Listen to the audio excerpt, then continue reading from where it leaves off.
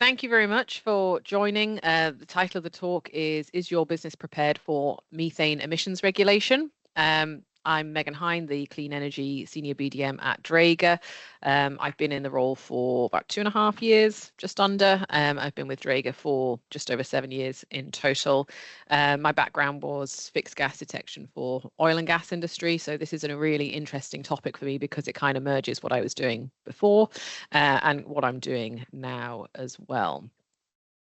So the first thing we're going to do at a high level, I would say, I'm not going to go too deep with this, but I'm going to talk about the regulations and where they've come from and what the likely direction is.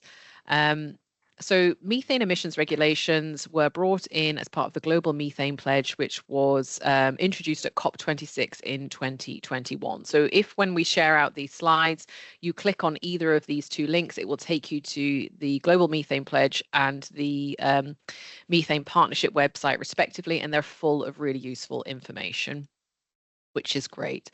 So the Global Methane Pledge was launched by the United States and the European Union, so it's no real surprise that these two economic regions are driving the requirement for methane emissions regulation. And when you go on the Global Methane Pledge website, you can see that there are, I think it's 150 companies that have signed up. That's companies, not countries.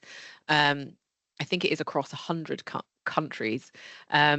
With the majority focused in the States and the EU, but we are starting to see more companies signing up from Middle East, West Africa, and other production hotspots as well.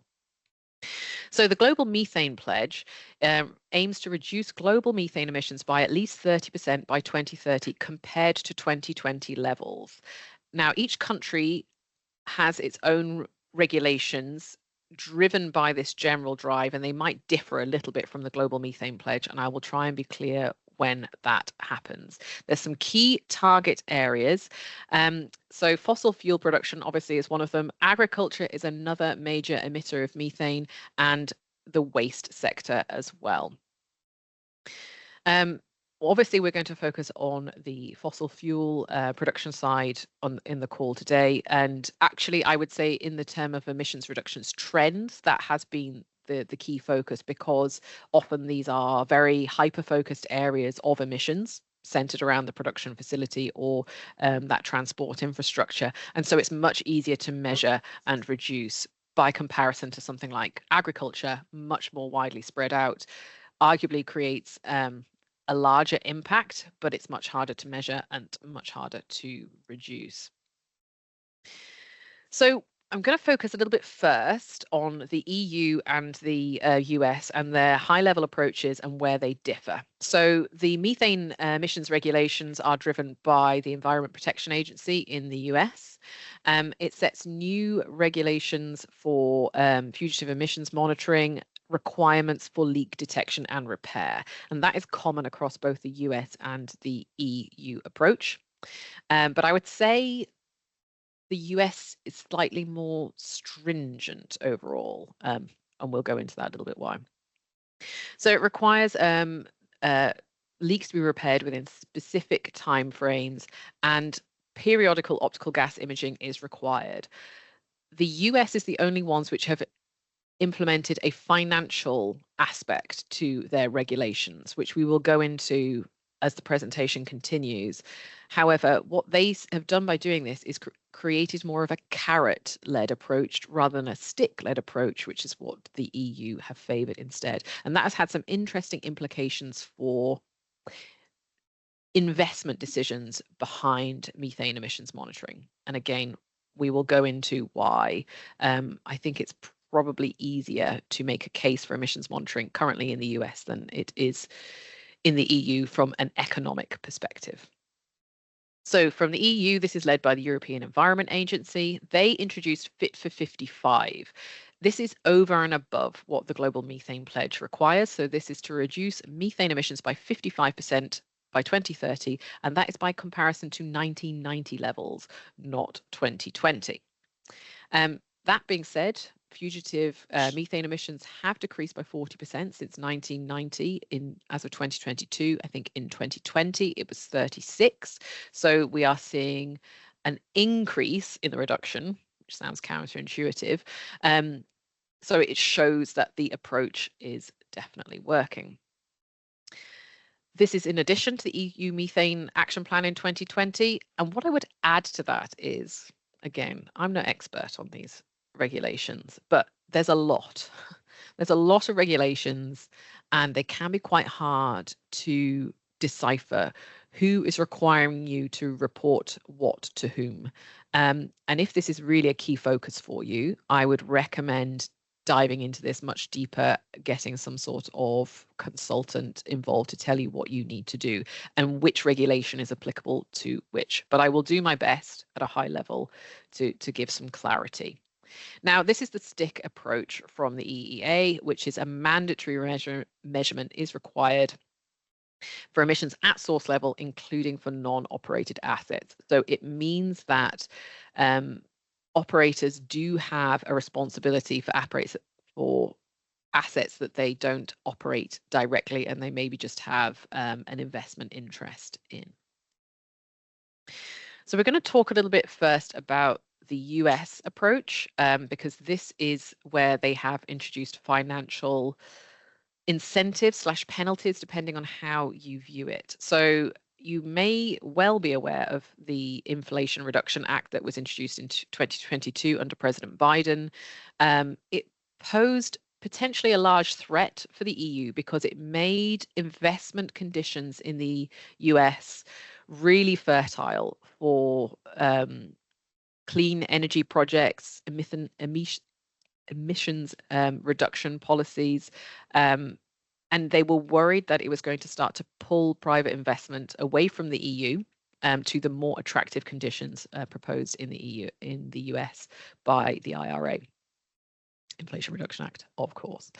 So the fee structure you can see is increasing from $900 per metric ton of methane in 2024 to $1,500 per metric ton of methane in 2026 and beyond. They haven't made a provision for those to increase beyond that. So at the moment, it will just be $1,500 per metric ton from 2026 onwards. There are some thresholds that need to be met in order for these fees to apply. So the most stringent of which is that your methane emissions must exceed 0.2% of natural gas sold if you are a production facility.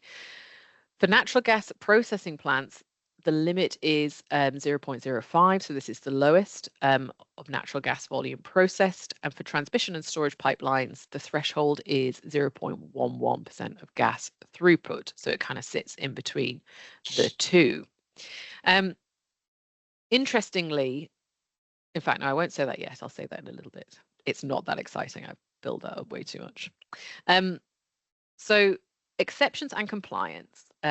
Companies that comply with the methane regulations, so they are employing a leak detection and repair standard, can avoid the fee. And this is where we talk about the carrot part. So companies are able to tot up what their potential fee would be if they did nothing. And then they are able to spend money on complying with the regulations. And if the money spent to comply is greatly reduced by comparison to what the fees would be if they didn't, they can now start to make an economic argument for investment in this direction, which is different than the EU, where you would just have basically a mandatory compliance. So you're not offsetting a potential saving should the fees apply versus spending money to ensure that you comply with the regulations. So that's what's quite innovative about the US approach. And the reason why I'm even talking about it is because the EU are watching with interest the adoption of this in the States with the methane fees to see if something similar would work in the EU. At the moment, there is no financial transactions associated with methane emissions fees. The fee directly penalizes excess emissions, and the EU, yes, like I say, just enforces strict reduction methods. I think it's important to see here the impact in the top right, the impact of the IRA in terms of improving or increasing spending in this area by comparison to if that funding mechanism or that economic mechanism did not exist. So the reporting requirements, what do you actually have to do if you are in the US? So you must conduct periodic inspections. There are approved technologies, of which OGI is one of them, and this is the Dräger technology that I'm going to dive a little deeper into towards the end of the presentation. There are inspection frequencies. These are quite interesting. So well sites quarterly or semi-annual, compressor stations slightly more frequent at monthly or quarterly, and then of course storage vessels monthly or continuous. And they are continuously reviewing new technologies as well that can improve compliance with the regulations. If you are, of course, measuring, you should record those measurements, and there could be the requirement to perform an audit as well. Any site emitting greater than 25,000 metric tons of CO2 equivalent, that's what the E is, equivalent annually, full compliance is mandatory. Now, I'm going to expand on that a little bit. This is what I mentioned earlier. I'm going to expand on this a little bit because I was a bit confused. If you're not measuring it, how do you know that you exceed the 25,000 metric tons? Now, from speaking to my colleagues in Germany and the States, because we've had quite a lot of activity with the METCAM emissions camera due to the IRA reporting and fee structure that's come in 2024. I think what they have done is they have extrapolated out your average processing facility, your average production facility, and looked at how much you're producing and said, if you're producing this, then we expect or assume that your emissions will be this by proxy. And it is up to you, and that's what the fees are based on. It's an assumption, and it's up to you to produce to prove that your emissions are below that. And in so taking those measurements to prove that, you then begin to comply with the regulations, which means that if you fully comply with them, you will then be able to avoid the fees overall. So like I say, it's quite an innovative approach by using those potential financial penalties to enforce this. There is a timeline under the US law as well. So within 5 calendar days of detection, a repair should be made and there should be a verification. That is a fire alarm test. I don't know if you can hear that on my mic. Right, that's fine. Imagine if I had to get up and leave. So yes, you must follow up and verify that the fix has worked within 30 days, and delays have to be justified. And as mentioned before, audits may be required to certify compliance either by the EPA directly or a third party as well. Now, the elephant in the room, of course, it's Mr. Trump. So we know with his drill baby drill, he has renewed a focus on oil and gas production, and he clearly wants to reduce what he sees as penalizations or penalties for that industry in general. So in his previous administration to 2021, and of course this ended before the Global Methane Pledge was put in place at COP26, which took place in 2021. The US already had leak detection rules for methane emissions, as did the EU, as we know from the 2020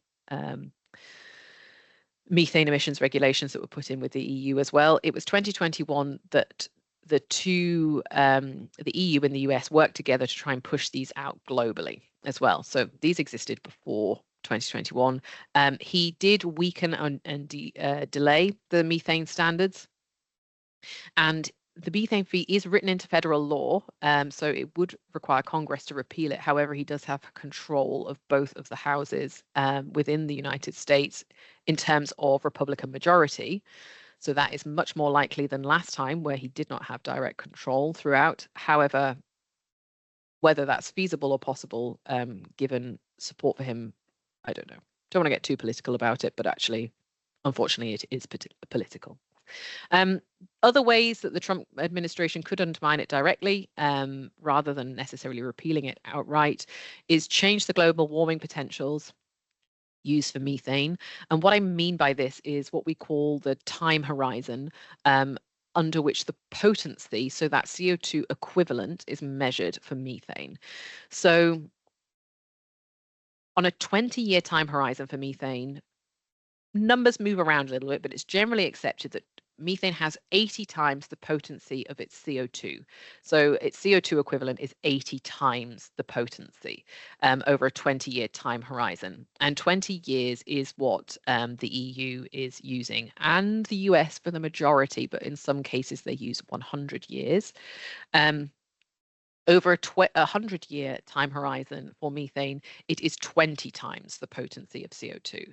So in both instances, it is much more potent than CO2, but it is in the short term, and the science confirms this. It doesn't matter what you change in your regulations. The science confirms that methane is indeed much more potent in the short term. Thus, if we can reduce our methane emissions in the short term, it will have a much quicker impact on the global warming effect that I really do feel now that we're able to see this in real time. You know, it's well documented, it's well measured. We are seeing this in real time. So methane has a huge potential to have an impact on the speed at which that warming is taking place. However, arguably, the energy industry has already done a significant amount.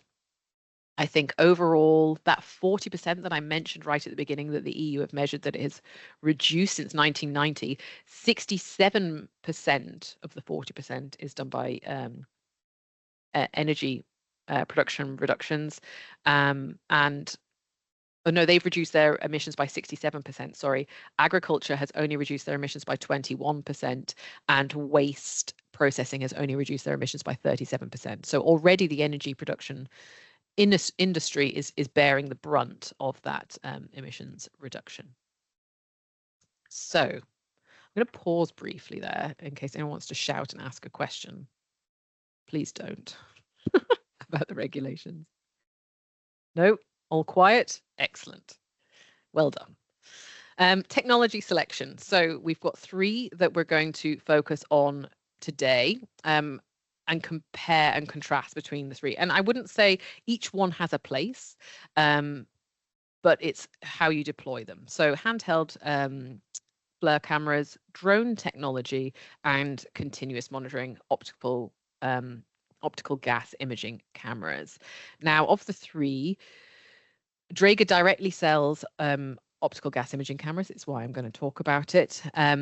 We have got some of our gas detection involved in some early stage drone emissions research and using our gas detection for that, but we don't sell either of the other 2 directly. So if you need those, you will have to go to other suppliers. So we're just going to do a little bit of a cross comparison. So across the top, always going from the handheld camera to drone to OGI. Obviously, one is handheld, one drone mounted, one is fixed site continuous. The detection frequency, the handheld cameras, it's manual. You can only measure whilst you have someone out there with the camera. Drones, it's on demand. Arguably a lower labor intensity to perform that. And OGIs, it's real-time 24/7 monitoring and no labor deployment once the equipment is installed. Detection speed, it's fastest with the handheld cameras and the OGIs, but of course only when the handheld camera is being deployed with a user. The drones, it can be rapid, but of course the data that's collected needs to go through some sort of processing when it comes back. So it's not immediate, and so you couldn't use that to immediately action or take some sort of action, whereas with the other 2, arguably you could. And depending on the output from your OGI, you could have an automated system as well, which we'll cover a little bit when we go into the METCAM device. Coverage area, of course, the handheld camera and the OGI are very, very focused. The OGI has a slightly wider field of view, but of course it can't move around. It is fixed in one area. Localized, a smaller field of view again, but you're moving that around and targeting certain areas. And the drones have a huge, large area. And I think this is a great example of where you can use these 3 technologies together. How do you even know where you want to put your OGI? Well, probably what you need to do is send out a drone to take a large map and heat map where you've got your real hotspots of your emissions monitoring. So that's your first step. Where you've therefore got those hotspots, rather than committing to putting in an OGI at a certain area, which might be quite hard to isolate exactly which piece of equipment it is that's causing that emission, particularly as we know that methane will rise, it will disperse, and it will shift and move depending on the wind conditions. So you would want to potentially send someone into those hotspots with a handheld camera to really then to start to isolate those areas of concern at that time, and then to continuously monitor those areas. And as we saw right in the beginning of the regulations for the US, storage locations require either monthly or continuous monitoring under the methane fee as part of the IRA and the EPA. You can then start to decide which of those storage areas potentially you would need to continuously monitor and which ones you would maybe do monthly monitoring using a handheld camera, depending on the intensity of those emissions. So all three technologies can work together. I'm not here just because we sell one of them. I'm not here to slate all of them. I think each of one has their place, absolutely, for sure. Cost, always an important thing, and one of the reasons why the US approach is quite so innovative. FLIR handheld cameras, moderate cost generally. Drones, I would say a lot of operators seem to be getting a company in rather than buying their own equipment to perform periodic surveys for emissions. OGIs, high upfront cost, although that is dependent on your technology selection.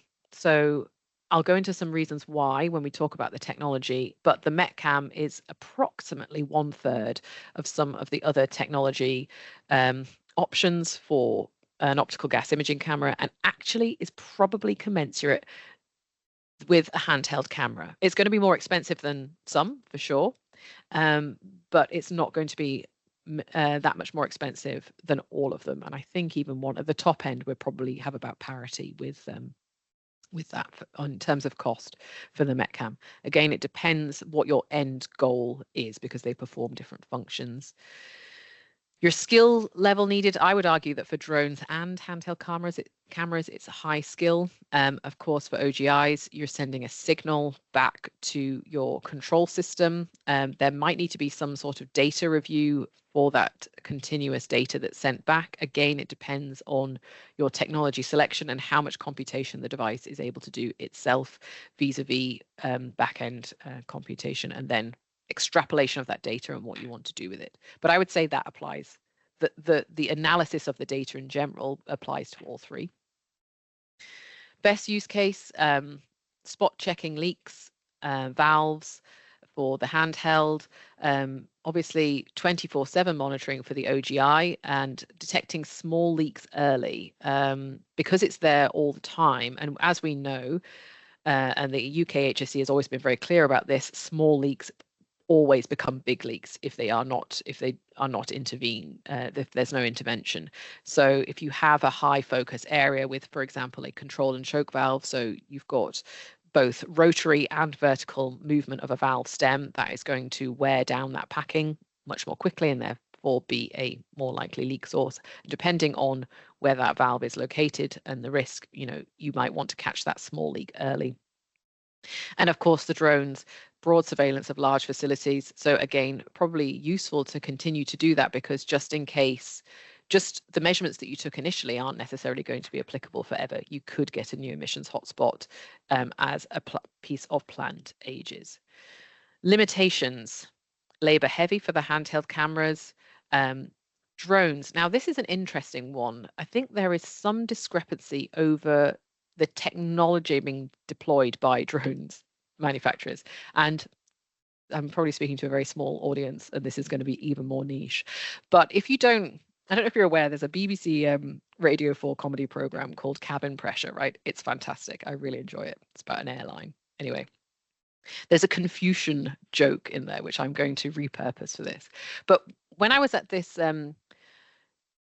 it was a closed doors Chatham House Rules meeting around emissions monitoring with a lot of operators based in the North Sea, both Norwegian and UK. Now, Chatham House rules means that I can say what was said. I just can't say who said it.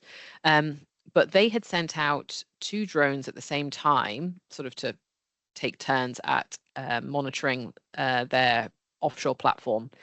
And the results that came back from those 2 different technology types, it was 2 different companies, were vastly different. And that leads me to the Confucian saying, man with 1 methane emissions monitoring device, always no leak rate. Man with 2 emissions monitoring devices, never certain. So it's important to verify the measurements that you're taking. And I think this is where a cross-functional approach to all 3 technologies could be really, really valuable. And Dräger are working in the background. We're thinking about how we can make an optical gas imaging camera semi-portable as well. So you could potentially put it in place for, say, a 3-month review of one location and a 3-month review of another. It's not easy, but we are working on that. So with that, I'm going to go on to the METCAM OGI. And again, as we go through this, if there's pertinent questions at the time, please shout out or get Chris to shout out on your behalf in case anything is not clear. But we will have questions at the end because I think I'm chapping through this, so that's okay. I think we will have plenty of time. So the METCAM is an optical gas imaging camera. It's targeted between the 7.5 and 8.5 micron wavelength, which is specific to methane. That's not specific to hydrocarbons. It is specific to methane. So it means it can look for methane in all of its forms, regardless of whether it's compressed and a high temperature process of methane natural gas, or if it's liquefied, very cold temperature of methane natural gas. It is targeted to methane. We have since brought out other versions of this for ammonia and refrigerant gases like R134A. Not because that, well, some of the refrigerant gases are have a global warming potential. However, they're very expensive, and so companies are actually looking at the losses from their system in terms of replacement gas product that they're having to inject into the cooling system, and they're offsetting the cost of buying a device with minimizing the leaks. And if they can spend a significant amount less in terms of buying more gas, R134A, for example, by spending less on an OGI camera, then it makes perfect sense to them. So just an interesting point of note. Now I'm going to shut up for 3 minutes. I'm sure you'll all be delighted. This is a video which just explains at a high level what the METCAM is and what it does.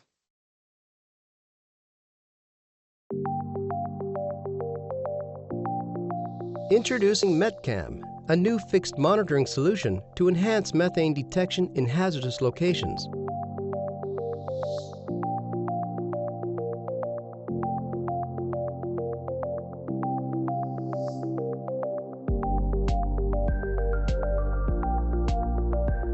METCAM is designed to seamlessly integrate into existing site infrastructure and add 24/7 volume monitoring capability.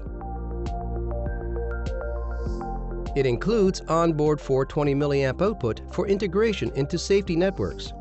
METCAM outputs 2 separate video streams that interface any ONVIF compliant video management system. Safety alarms are based on gas path concentration length and gas cloud size. Only clouds that exceed threshold density and size parameters will trigger an alarm. Once an alarm is triggered, it will localize the leak on the video stream and change the onboard 420 mA level. METCAM functions like standard fixed gas detectors, producing local alarms based on set thresholds. The main difference is that the gas does not need to physically reach the unit. METCAM automatically differentiates between small leaks and dangerous flammable ones, shows the operator where the leak originates and where it is headed, providing early detection and improving safety. It has a fast response time and very low false alarm rate. METCAM uses thermal imaging and therefore depends on environmental conditions for its operation. Built-in algorithms monitor the environment and report inhibition when conditions do not allow gas detection. Correct installation will minimize METCAM downtime. METCAM offers further value by doubling up as an emissions monitoring device capturing small leaks. It performs periodical emissions monitoring imaging. Emissions images are created using a proprietary display method and are stored in the unit's local memory for access by site maintenance personnel. METCAM is Zone 1 Division 1 certified as standard. METCAM options include a mount, sun rain shield, Wi-Fi adapter, and extended temperature range versions.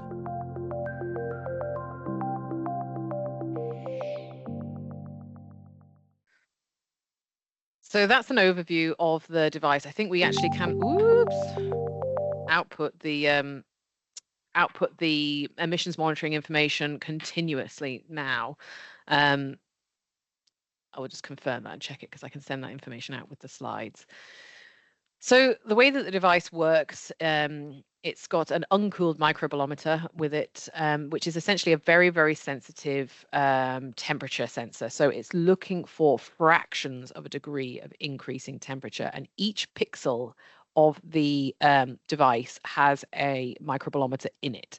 And this is how we are able to overlay those temperature changes and show it as a moving gas cloud when it is overlaid on top of that that black and white image as well. It's operating from, the whole thing operates from the 3 to 14 micron wavelength, but actually, as we mentioned before, your point IR gas detection is traditionally operating between 3 and 4 microns, around about here.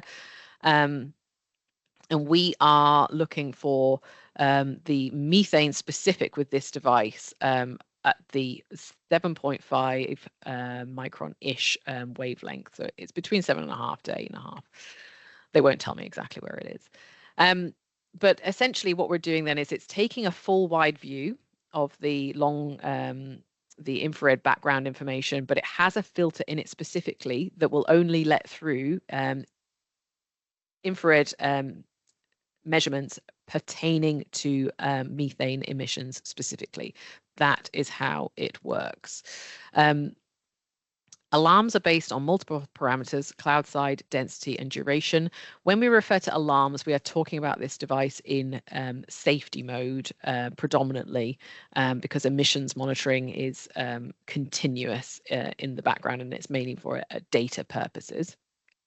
I think you can set in the background like threshold parameters for that as well. So as we've mentioned, IR images are analyzed on a pixel by pixel basis using the uncooled microbolometer. And the uncooled bit is important because this is how we keep the cost down.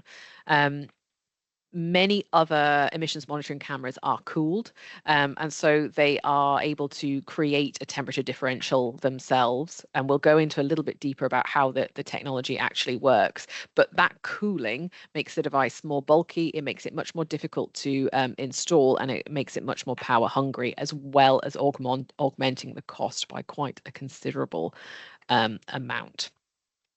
So each pixel represents a column of the hydrocarbon vapor between the camera and the background. What does that mean? Well, I pinched this slide from our internal presentation because personally, I think it explains this a lot better. So for OGI, there are two systems that you could deploy: an active system, which it's not the same for sure, but the easiest way to think about it is, say, in comparison with open path gas detection. The device itself has to send out some sort of energy source, say an intense infrared beam of light or a laser, just like we do with an open path. And then you have a transmitter that is, you've got your transmitter sending that out, and then you have a receiver that is looking to receive that signal and analyze the signal, analyze the drop in energy between what it knows was sent out and what it has received. An active system is very similar in the sense that it's sending out information and it's looking for backscatter. So it's looking to measure the change between what has been sent out in terms of what it is receiving back. That's not how METCAM works. METCAM is a passive system. So it uses the thermal background radiation in order to measure the emission and transfer and absorption of energy. This is why we need the 2 Kelvin difference. Now, the 2 Kelvin difference is between the background temperature and the device itself. It's not to do with the temperature of the gas.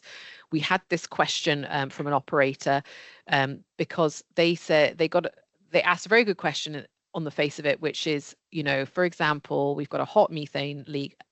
If it happens outside of the METCAM view, it's going to eventually equalize with the ambient temperature of its surroundings.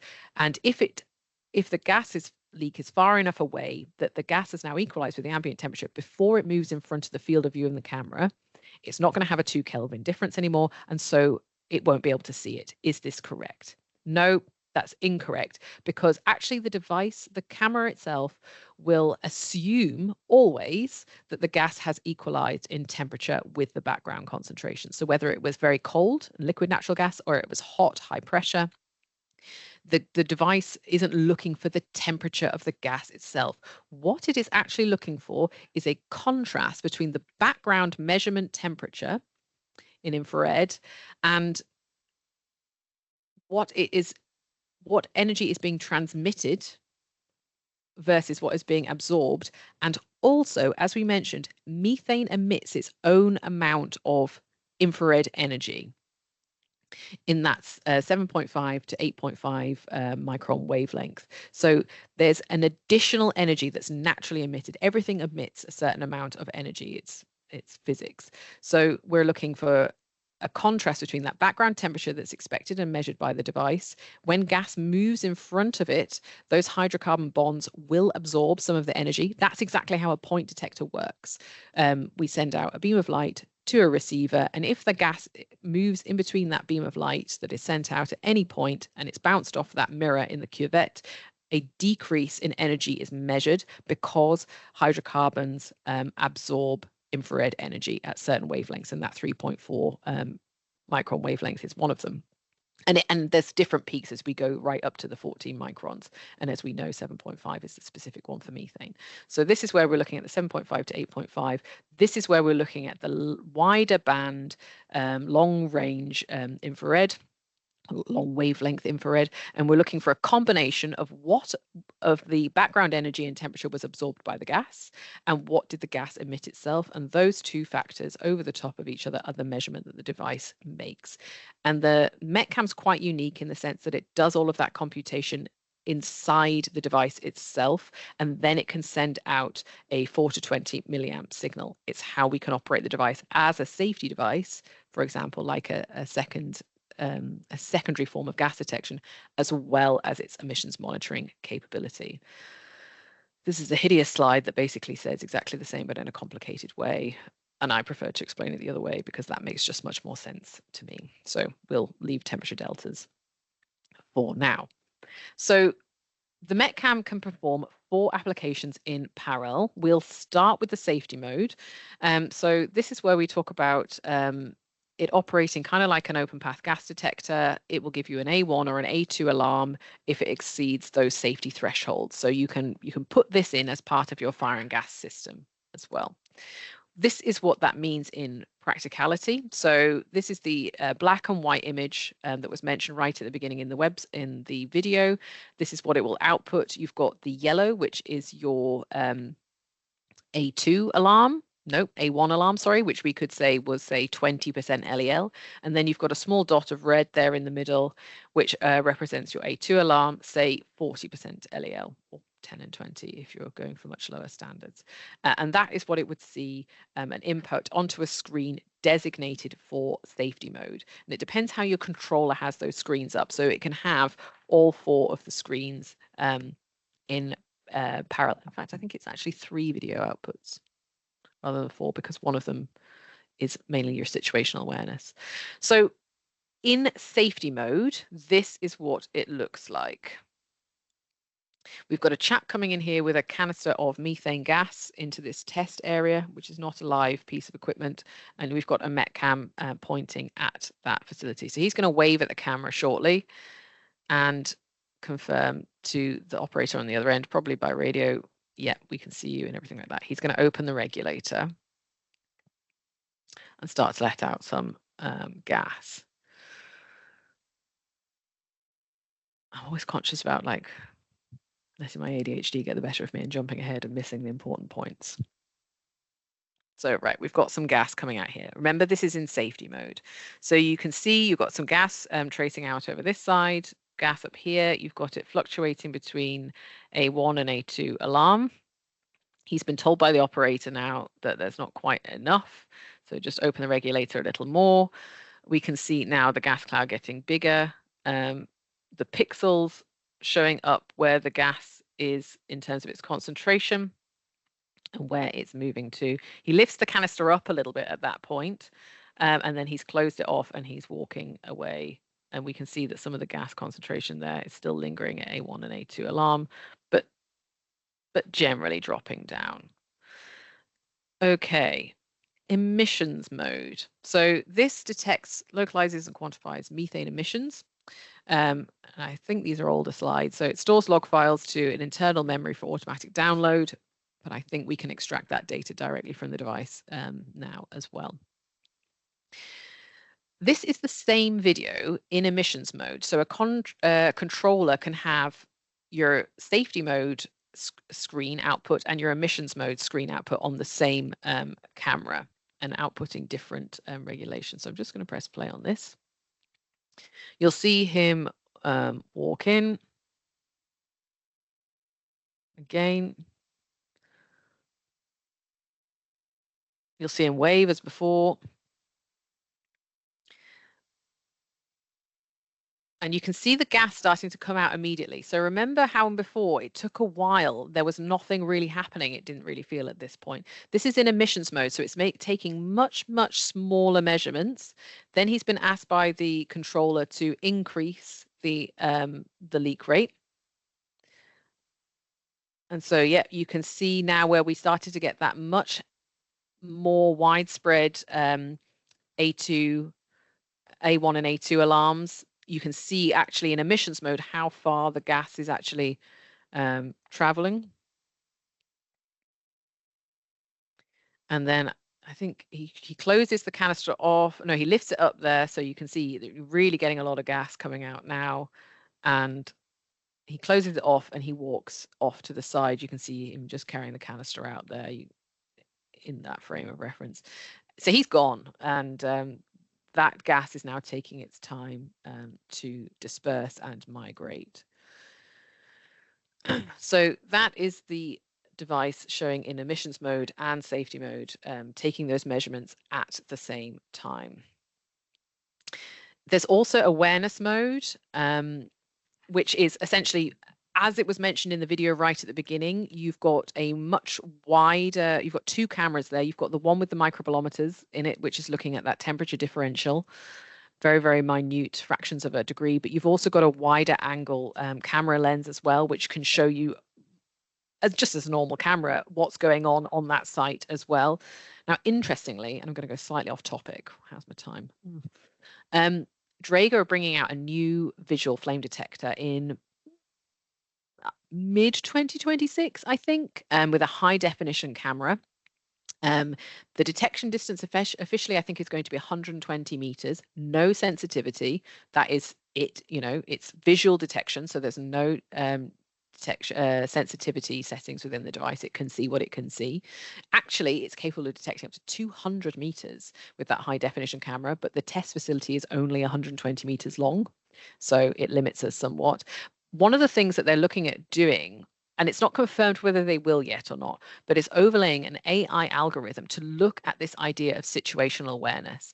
If you have a camera function on your site that you're using for flame or optical gas imaging, can that also be used to alert in advance of, say, a forklift incident happening or people not wearing the correct PPE? Is there an AI model that can overlay onto that video output and with an algorithm that can identify situational hazards? Now, that's not where the METCAM is at the moment. This is more it's a live video so that someone in a control room, should they wish to, can monitor that as well. And if they get a radio control saying, we want you to keep an eye on this, they can.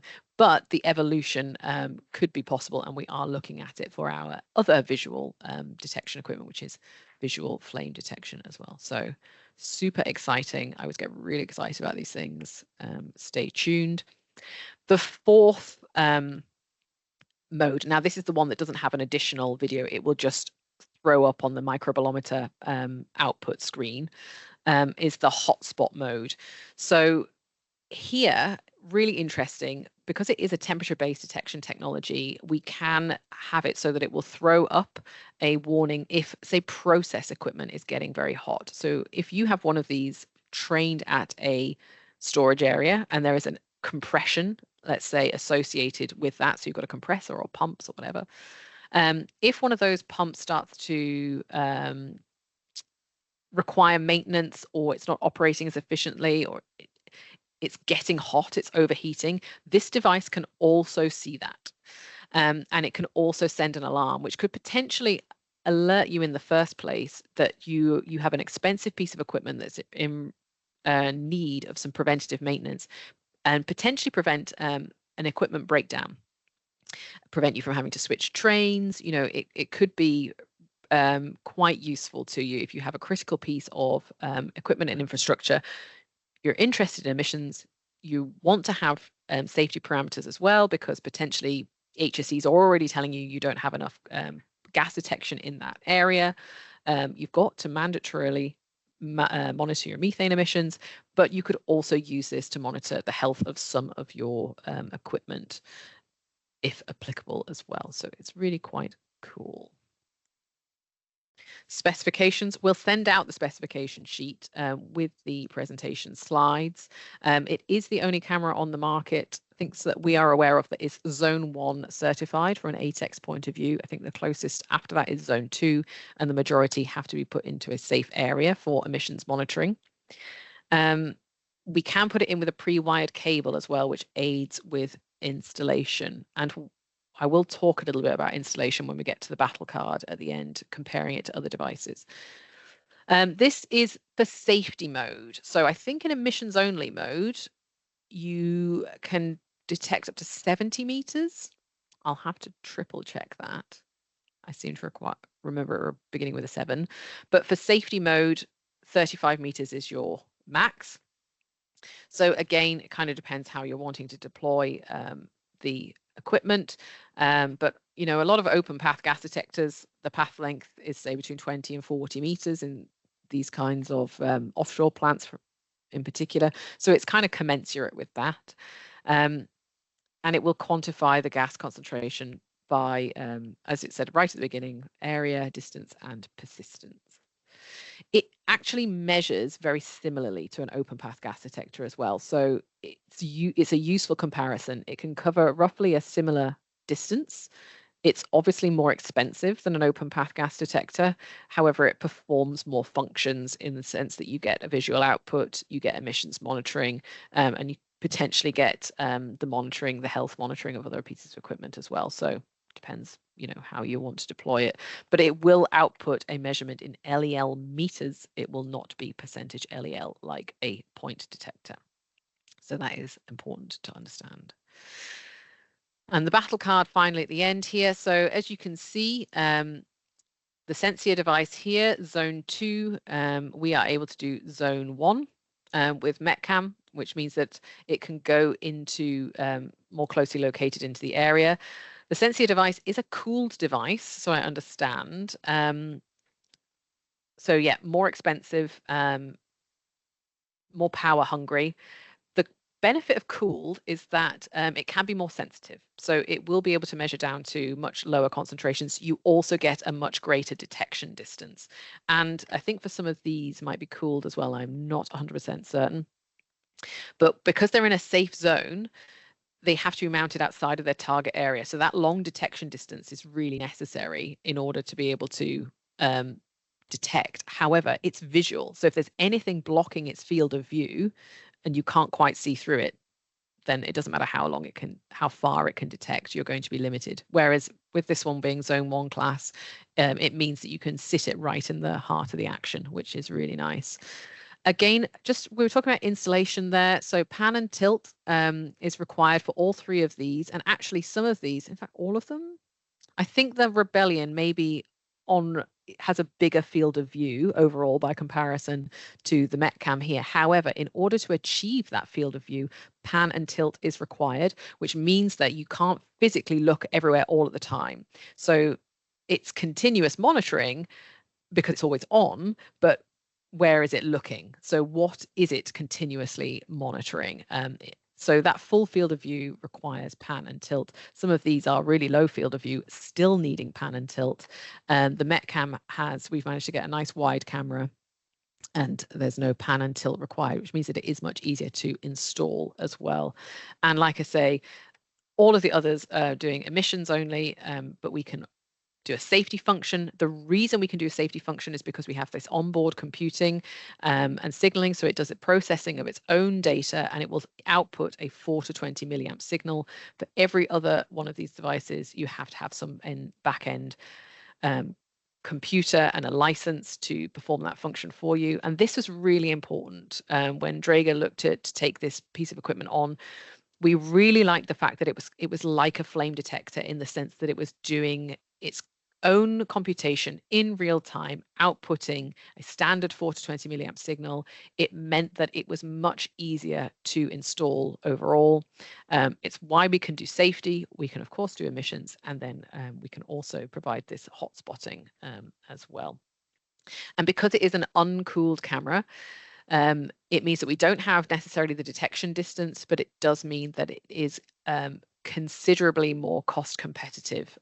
It's one of the cheapest devices on the market to perform this function, and it can be similar in terms of a high-end handheld camera in terms of price. So quite an interesting unit overall. Just as a final summary, I think I've done these to death. And that is all. Thank you very much.